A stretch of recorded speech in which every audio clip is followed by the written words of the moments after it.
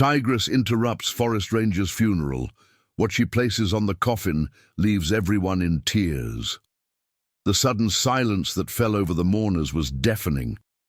One moment, they had been listening to a heartfelt eulogy for James Miller, the veteran forest ranger who had dedicated 30 years to protecting the Sundarbans Tiger Reserve. The next, gasps rippled through the crowd as the unmistakable striped figure emerged from the tree line. The tigress moved with deliberate grace, her amber eyes fixed on the wooden coffin at the center of the gathering. No one dared move. The tranquilizer guns that would normally be at the ready were conspicuously absent. This was a funeral, not a field operation. The Bengal tigress, recognizable by the distinctive scar across her right ear, was known to the rangers as Sita, the very animal James had rescued as a cub 7 years ago. Sunlight filtered through the canopy of leaves above the small clearing where the service was being held. James had requested in his will to be laid to rest at the edge of the reserve he had protected so fiercely. The mourners, family members, fellow rangers, and local villagers stood frozen as Sita approached, her massive paws making no sound on the forest floor. James's daughter, Elena, clutched her mother's hand, tears streaming down her face not from fear but from disbelief. The connection between her father and this magnificent creature had been the subject of countless dinner-table stories. Park director Rajiv Singh watched with his hand hovering near the satellite phone in his pocket, conflicted about whether to call for assistance. The tigress was now just 15 feet from the coffin. "Everyone stay absolutely still," whispered Singh, his voice barely audible above the sound of nervous breathing. Sita paused, nostrils flaring as she took in the scents around her. A low rumble emanated from her chest, not quite a growl, but a sound of uncertainty. The tigress had never been this close to so many humans, without protective barriers between them. Yet she showed no signs of aggression. Her body language relaxed, despite the tension radiating from the humans surrounding her. The animal's focus remained solely on the wooden box, containing the remains of the man who had once removed a poacher's snare from her paw, who had bottle-fed her when she was orphaned, before releasing her back to the wild with a tracking collar that had long since been removed. "She shouldn't be here," Elena whispered to Singh. "The territory line is 5 kilometers south." "She crossed it for him," Singh replied, his voice thick with emotion. As Sita reached the coffin, the assembled crowd collectively held their breath. Time seemed to stretch as the tigress circled the wooden box twice, her whiskers twitching as she processed the familiar scent of the man inside, now tinged with the unfamiliar odor of death. Then, with surprising gentleness, she placed her massive head against the side of the coffin and remained still for several heartbeats. When she finally pulled away, she left behind a peculiar object, a small, worn leather pouch that had been hanging from her mouth, partially hidden by her whiskers. It was James's field bag, the one he had reported missing 3 months ago during his final patrol, before the illness had confined him to a hospital bed. The bag lay on the coffin, mud-stained and weathered, but unmistakably James's old field pouch where he kept his notebook and personal items while on patrol. Elena's hand flew to her mouth as recognition dawned. Her father had been devastated by its loss, not for the bag itself, but for the contents, his journal documenting years of observations, and more importantly, the compass his own father had given him when he first became a ranger. The compass that was supposed to be buried with him, but couldn't be found. "That's his bag," she choked out, her voice breaking with emotion. "The one with Grandpa's compass." Singh nodded, his own eyes glistening with unshed tears. He had been with James for over 20 years, watching his mentor build the conservation program from nearly nothing to the internationally recognized reserve it was today. James had often spoken of the compass as his guiding light, both literally and figuratively. When it went missing with the bag, he had taken it as a sign that his time in the forest was coming to an end, a premonition that proved tragically accurate when the diagnosis came just weeks later. Sita remained by the coffin, her tail swishing gently as she surveyed the humans around her. The tigress seemed to be waiting for something, her intelligent eyes scanning the crowd until they landed on Elena. The resemblance between father and daughter was striking. The same determined jaw, the same eyes that reflected deep compassion for the wild creatures they sought to protect. Elena had followed in her father's footsteps, becoming a wildlife biologist, specializing in big cat conservation. She understood tigers better than most, yet even she was baffled by this unprecedented behavior. Dr. Ananya Patel, the reserve's senior veterinarian, slowly raised her camera and began to document the extraordinary scene. In 15 years of wildlife medicine, she had never witnessed anything like this. Tigers were solitary hunters, typically avoiding human contact unless threatened or desperate. Yet Sita appeared calm, purposeful even, as if completing an important mission. "I don't believe it," Ananya whispered to Singh. "She's mourning him." Singh's reply was interrupted by a sudden movement from the tigress. Sita's ears pricked forward as she detected a sound inaudible to the humans present. With one final glance at the coffin, she turned and began moving back toward the forest edge, her orange coat blending with the dappled sunlight filtering through the trees. The entire encounter had lasted less than 5 minutes, but its impact would reverberate through the conservation community for years to come. As Sita disappeared into the undergrowth, Elena stepped forward, her legs shaking with emotion. "Wait," she called softly, knowing it was futile. The tigress was already gone, swallowed by the forest that had been her father's second home. With trembling hands, Elena reached for the pouch. The leather was cracked and stiff from exposure to the elements, but the drawstring remained intact. The assembled mourners watched in reverent silence as she carefully opened it and emptied the contents into her palm. There lay the brass compass, tarnished but intact, its needle still pointing unerringly north. Beside it was her father's small field notebook, the pages warped from moisture, but still legible. And there was something else, a tiger's whisker, perfectly preserved, nestled among her father's possessions. The discovery of James's belongings transformed the somber funeral into something altogether different. As Elena held the compass in her palm, the needle swinging gently before settling on north, a murmur ran through the gathered mourners. The tiger's appearance had already been extraordinary. The return of these precious items seemed to transcend explanation. Local villagers began whispering among themselves, some making signs to ward off spirits, others nodding knowingly, as if this confirmed something they had long suspected about James Miller and his connection to the forest's apex predator. Elena opened the weathered notebook with careful fingers. The most recent entry was dated exactly 3 months earlier, the day the bag went missing. She skimmed the familiar handwriting, her father's voice seeming to rise from the page, unusual behavior from Sita today. She followed at a distance for nearly 2 kilometers, showing none of her typical territorial aggression.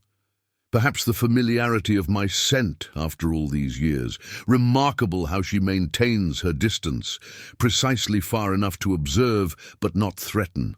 I wonder what goes on behind those amber eyes. Does she remember? Science would say no, but I've learned that the forest keeps secrets science has yet to uncover. The entry ended abruptly. Elena imagined her father setting down his pen, perhaps distracted by something in the forest, perhaps by Sita herself. The next pages were blank, waiting for observations that would never come.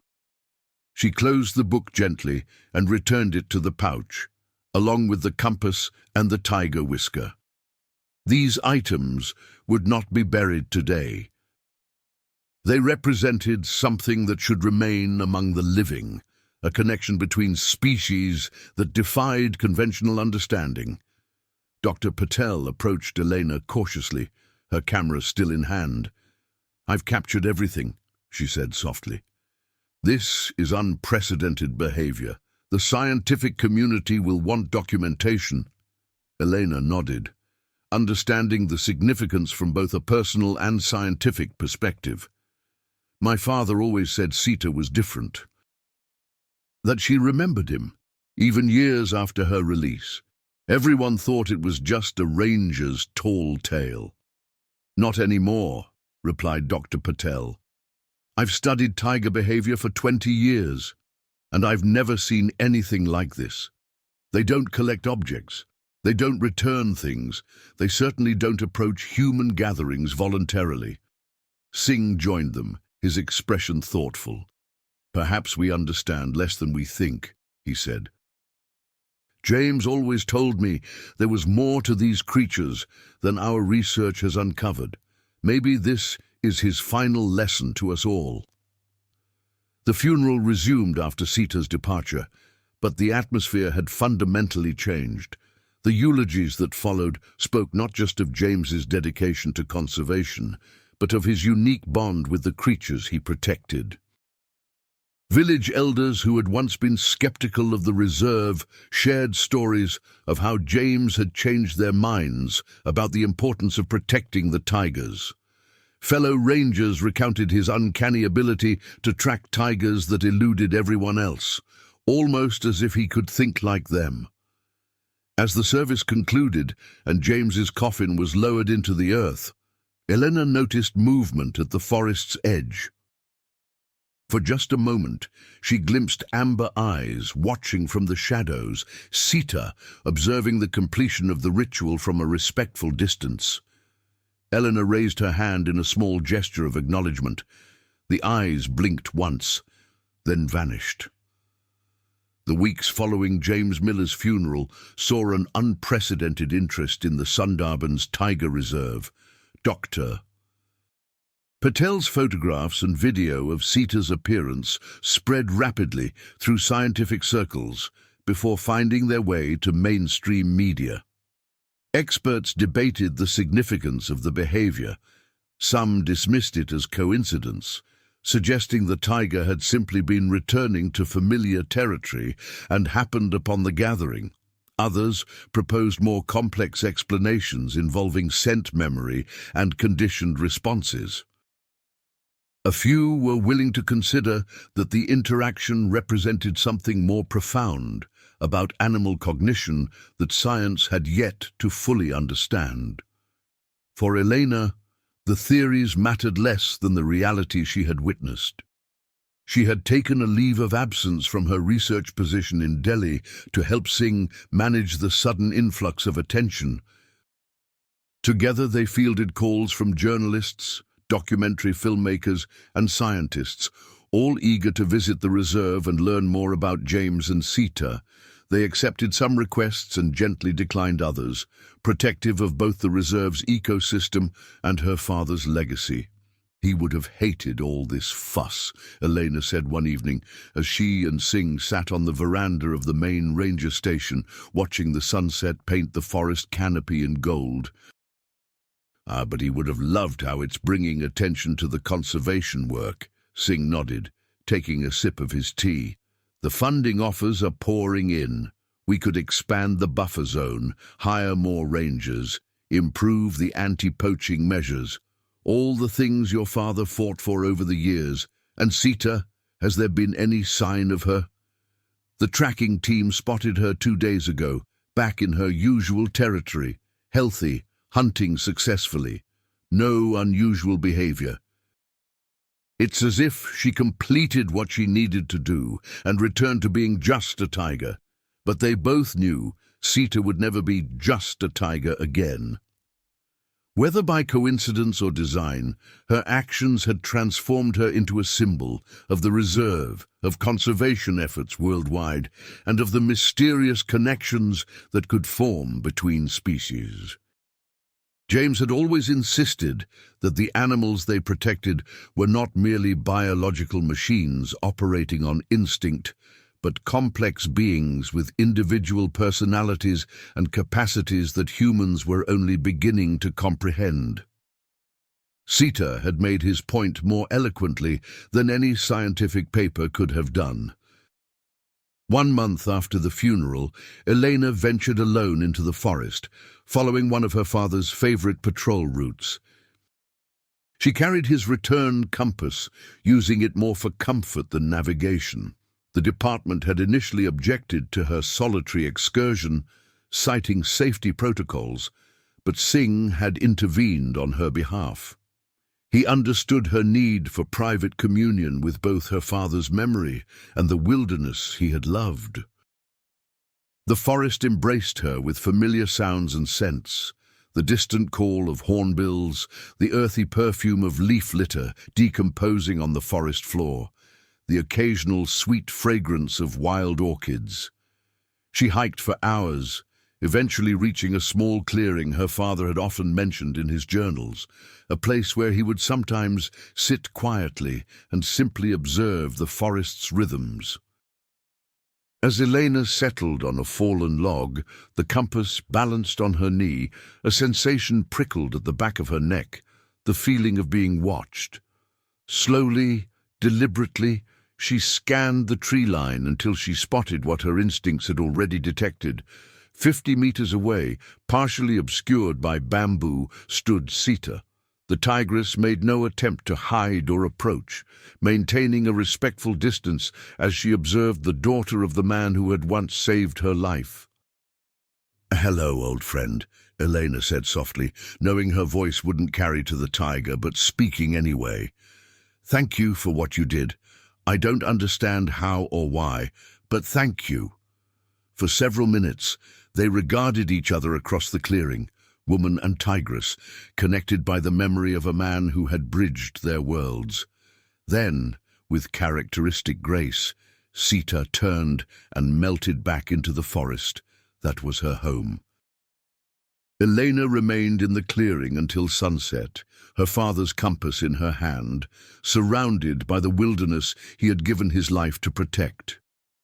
The mystery of how Sita had obtained the bag, why she had kept it, and what had prompted her to return it at precisely that moment would never be fully explained.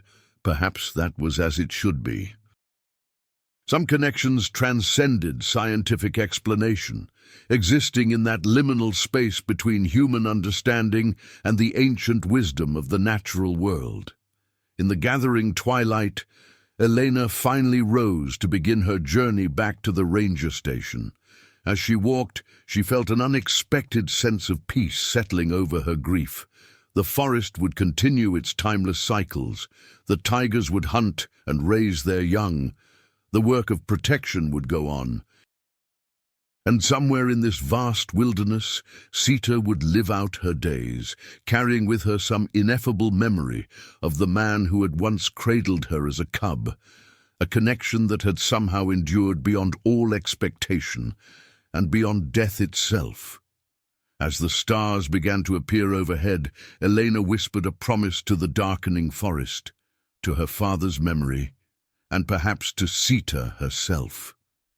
"We'll continue what you started, both of you."